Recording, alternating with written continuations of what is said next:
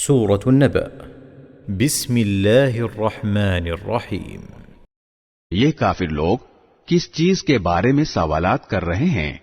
اس زبردست واقعے کے بارے میں جس میں خود ان کی باتیں مختلف ہیں۔ خبردار، انہیں بہت جلد پتہ لگ جائے گا۔ دوبارہ خبردار، انہیں بہت جلد پتہ لگ جائے گا۔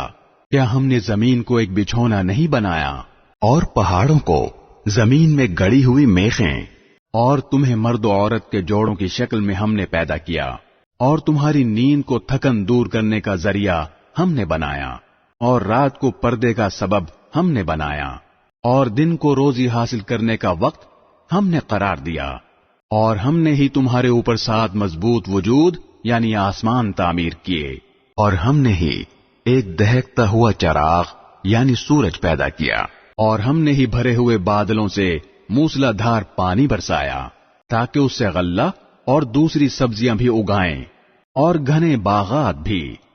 یقین جانو فیصلے کا دن ایک متعین وقت ہے۔ وہ دن جب سور پھونکا جائے گا تو تم سب فوج در فوج چلے آؤ گے، اور آسمان کھول دیا جائے گا تو اس کے دروازے ہی دروازے بن جائیں گے، اور پہاڑوں کو چلایا جائے گا تو وہ ریت کے سراب کی شکل اختیار کر لیں گے۔ یقین جانو جہنم گھات لگائے بیٹھی ہے، وہ سرکشوں کا ٹھکانہ ہے، جس میں وہ مدتوں اس طرح رہیں گے کہ اس میں نہ وہ کسی ٹھنڈک کا مزہ چکھیں گے اور نہ کسی پینے کے قابل چیز کا سوائے گرم پانی اور پیپ لہو کے۔ یہ ان کا پورا پورا بدلہ ہوگا۔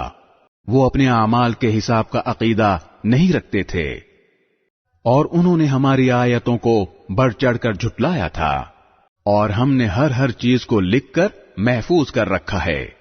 اب مزہ چکھو، اس لیے کہ ہم تمہارے لیے سزا کے سوا کسی چیز میں اضافہ نہیں کریں گے۔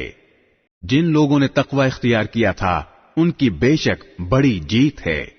باغات اور انگور اور نوخیز ہم عمر لڑکیاں اور چھلکتے ہوئے پیمانے، وہاں پر وہ نہ کوئی بیہودہ بات سنیں گے اور نہ کوئی جھوٹی بات۔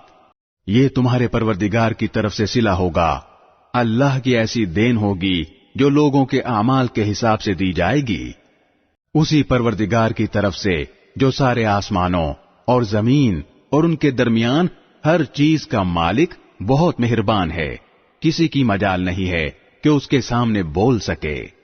جس دن ساری روحیں اور فرشتے قطاریں بنا کر کھڑے ہوں گے، اس دن سوائے اس کے کوئی نہیں بول سکے گا جسے خدائے رحمان نے اجازت دی ہو اور وہ بات بھی ٹھیک کہے۔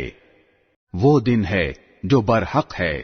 اب جو چاہے وہ اپنے پروردگار کے پاس ٹھکانہ بنا رکھے۔ حقیقت یہ ہے کہ ہم نے تمہیں ایک ایسے عذاب سے خبردار کر دیا ہے جو قریب آنے والا ہے، جس دن ہر شخص وہ اعمال آنکھوں سے دیکھ لے گا جو اس کے ہاتھوں نے آگے بھیج رکھے ہیں، اور کافر یہ کہے گا کہ کاش میں مٹی ہو جاتا۔